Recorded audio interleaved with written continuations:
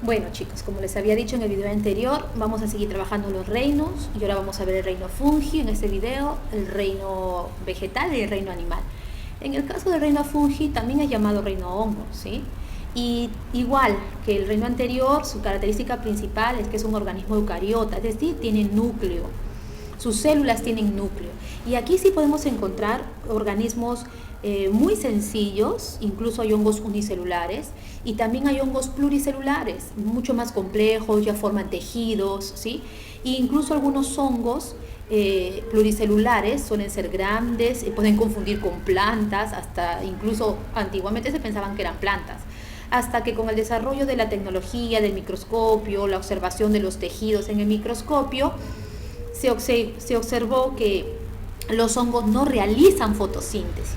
Mira, dos características hasta ahora importantes ya. Son organismos eucariontes, porque tienen núcleo en su célula, pueden ser unicelulares o pueden ser pluricelulares, segunda característica.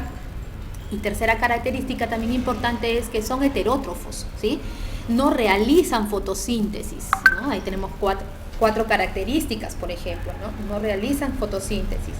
Pero, ¿sabes? Mira, los hongos, al igual que las bacterias, son importantísimos porque son organismos descomponedores. Entonces, estos organismos son tan importantes para el ambiente, ¿no? Porque se encargan de descomponer otras sustancias. Mira, lo que tú ves acá, esto es una naranja. Pero lo que ves acá, de pronto tú lo has visto a veces en las frutas cuando ya se están descomponiendo, ¿sí? Es porque hay hongos que son unicelulares, este se llama moho, es como una especie de moho, pero se juntan tanto, viven en colonias que pareciera uno solo, ¿sí? Pero este es un hongo, bueno, muchos hongos en realidad aquí, ¿sí? Pequeñitos. Muy bien. Y bueno, como te decía, un hongo, ahí no, la pregunta dice, ¿qué es un hongo entonces? Pues no, son organismos, en este caso, unicelulares o pluricelulares, ¿sí? Que normalmente viven en lugares húmedos. Los hongos son de ambientes húmedos, se desarrollan en ambientes húmedos. Se pueden alimentar, como te digo, de sustancias orgánicas, la mayoría son parásitos, ¿sí? Pueden parasitar animales, pueden parasitar plantas, ¿no? Incluyendo árboles. Como te había dicho ya, no tienen clorofila, son heterótrofos porque se nutren de otras sustancias o de otros organismos.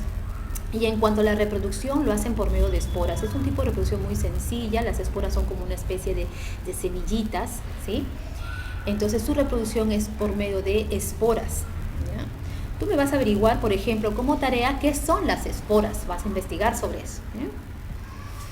Aquí hay algunas características importantes que también te van a servir para completar tu cuaderno de trabajo. Como te dije, son organismos eucariotas, pueden ser pluricelulares, pueden ser unicelulares, ¿sí?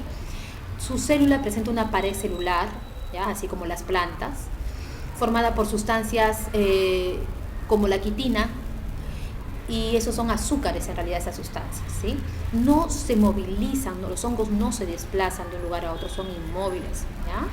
Y su reproducción, como te dije, es por medio de esporas. En cuanto a la clasificación, mira, se dividen en dos grupos grandes, hongos superiores e inferiores. En los inferiores generalmente están todos los que son unicelulares, en los superiores están los hongos que de pronto son más conocidos por ti, como los champiñones, ¿no? O las trufas. También se encuentra un tipo de hongo que se llama levadura. Y la verdad, muchos hongos son muy importantes para nosotros, porque por ejemplo, en el caso de las levaduras, gracias a esto nosotros podemos elaborar pan. Ahora, un hongo tiene partes muy importantes. Este es un hongo superior, ¿sí? Un hongo multicelular, bastante desarrollado.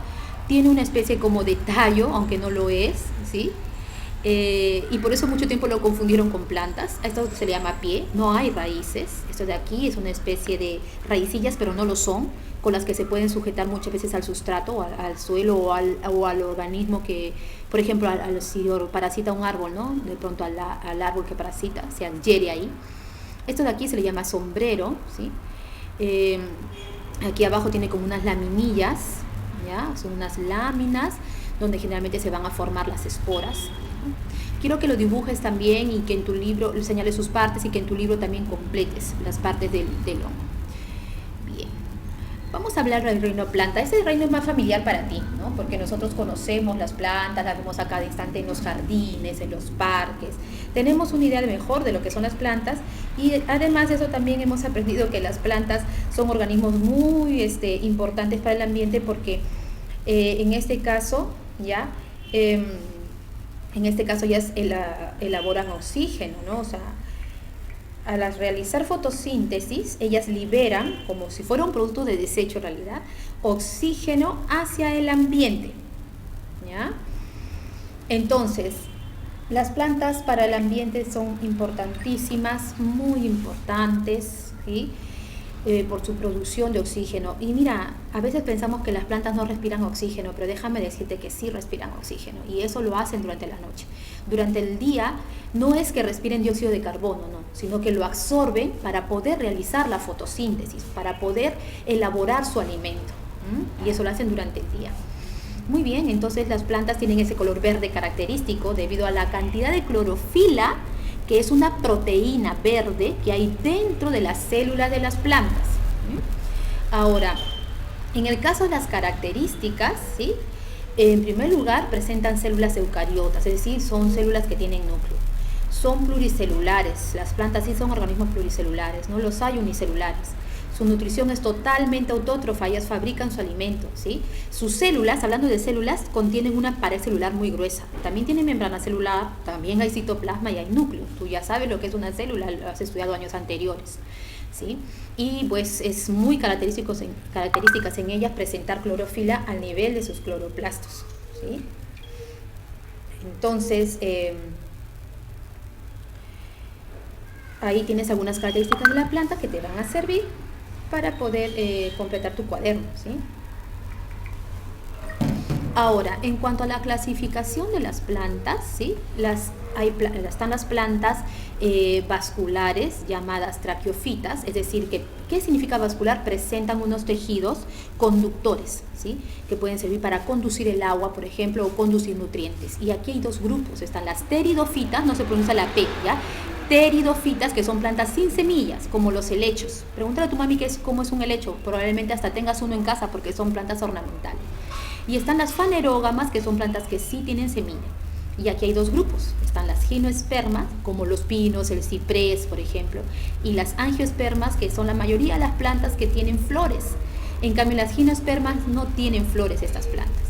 En las plantas no vasculares o llamadas talofitas, son plantas que no tienen tejidos conductores, no conducen agua y nutrientes por un tejido específico. Entonces, ¿cómo es que conducen el agua? Por absorción, simplemente lo absorben con todo su cuerpo. Entonces, y acá hay dos, están las briófitas, que son los musgos, y las hepáticas, entre ellas todavía aquí consideradas a un grupito de algas muy pequeño, que son las algas verdes, porque en realidad la mayoría de las algas pertenecen en realidad ahora a este reino llamado protista.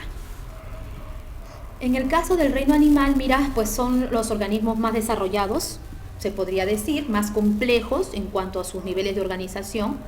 Hay dos grupos grandes, que son los invertebrados y los vertebrados, y definitivamente sus células presentan núcleo, ¿sí? Ahora, tienen características pues muy propias de ellos, son pluricelulares, como te dije.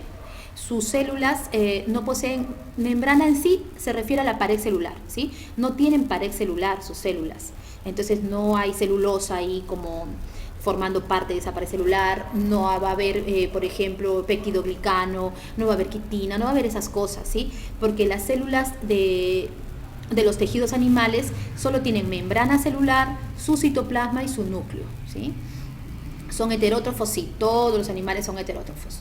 Ninguno es autótrofo, todos tienen que alimentarse de otros organismos. Y su reproducción aquí puede ser de dos tipos. Muchos se reproducen de forma asexual, ya, como muchos invertebrados, como las esponjas de mar, por ejemplo, y también como las estrellas de mar, ¿no? Y también tienen reproducción sexual, ¿sí? Es decir, va a haber, ahí vamos a hablar de gametos, como los espermatozoides y como los óvulos, ¿sí? Entonces, y bueno, en cuanto a la clasificación, te puede servir este cuadrito, mira, ¿ya? Porque se va a clasificar en dos grandes grupos, invertebrados y vertebrados, ¿no? Dentro de los invertebrados nosotros tenemos 6 grupos en realidad, ya están los poríferos, los celenterios, los moluscos, los gusanos, los equinodermos y los artrópodos. Y dentro de los vertebrados tenemos 5 grupos, están pues los que son los peces, los anfibios, los reptiles, las aves y los mamíferos. bien chicos, entonces desarrollen en las tareitas que les estoy dejando, por favor, me mandan todo, puede ser a mi WhatsApp o a mi correo. Bendiciones, cuídense mucho, a repasar siempre.